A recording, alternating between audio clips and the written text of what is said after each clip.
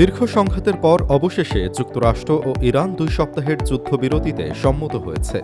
আগামী শুক্রবার 10 এপ্রিল পাকিস্তানের ইসলামাবাদে এই শান্তি আলোচনার আনুষ্ঠানিকতা শুরু হওয়ার কথা রয়েছে। তবে আলোচনার মূল ভিত্তি হিসেবে ইরান যে 10 দফা দাবি পেশ করেছে তা নিয়ে আন্তর্জাতিক মহলে শুরু হয়েছে ব্যাপক বিশ্লেষণ। ইরানের ন্যাশনাল সিকিউরিটি কাউন্সিল এই প্রস্তাবের বিস্তারিত তুলে ধরেছে। ইরানের পররাষ্ট্রমন্ত্রী আব্বাস আরগচি জানিয়েছেন, মার্কিন প্রেসিডেন্ট ডোনাল্ড ট্রাম্প এই 10 দফা প্রস্তাবের সাধারণ কাঠামো গ্রহণ করায় তেহরান যুদ্ধবিরতিতে রাজি হয়েছে।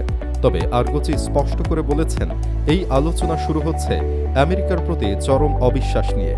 ইরানের 10 দফা প্রস্তাবের মূল বিষয়গুলো নিচে তুলে ধরা হলো। নাম্বার 1, হরমুজ প্রণালীর নিয়ন্ত্রণ।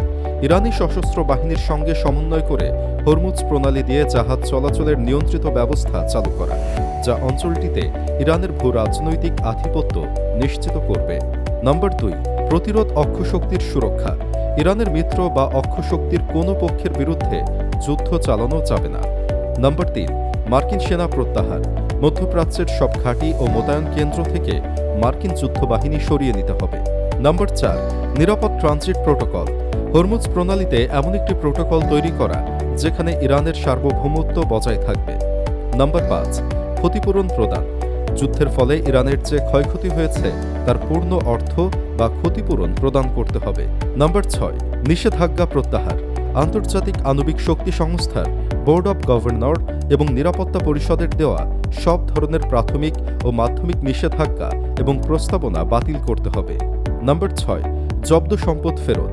বিদেশে জব্দ করা ইরানের সব স্থাবর অস্থাবর সম্পত্তি ও অর্থ অবমুক্ত করতে হবে। নাম্বার 8, ইউরেনিয়াম সমৃদ্ধকরণ। ইরানের পারমাণবিক কর্মসূচি বা ইউরেনিয়াম সমৃদ্ধকরণকে স্বীকৃতি দিতে হবে। নাম্বার 9, জাতিসংঘের রেজুলেশন। সব সমঝোতা বা চুক্তিকে বাধ্যতামূলক করতে জাতিসংঘের নিরাপত্তা পরিষদে একটি বিশেষ রেজুলেশন পাশ করতে হবে। নাম্বার 10, সময়সীমা ও সতর্কতা। এই আলোচনার জন্য প্রাথমিকভাবে 2 সপ্তাহ সময় দেওয়া হবে, যা প্রয়োজনে বাড়তে পারে। তবে শত্রু কোনো ভুল করলে ইরান পূর্ণ শক্তিতে পাল্টা জবাব দেবে।